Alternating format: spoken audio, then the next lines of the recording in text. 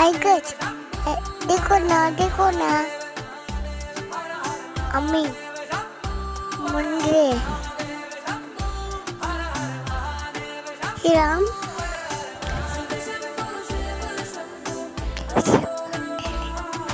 শিব মন্দিরে পুজো দিতে বডি দিতে আমার ছেলে ভাই দিয়েছে। দেখো আমরা শিব মন্দিরে গিয়েছিলাম আর শিবরাত্রি পুজো দিতে। তো পুজো দিয়ে এসে পুজো দিয়ে দিলাম। তো কিছু মন্দিরটা দেখলাম পাণ্ডু কলেজ গেটে বিষ্ণু মন্দিরের উপরে বোমচণ্ডী মন্দিরটা আছে। তো ওখানে গিয়ে পুজো দিলাম। পাহাড়ে যেতে হয়, অল্প উঠতে হয়।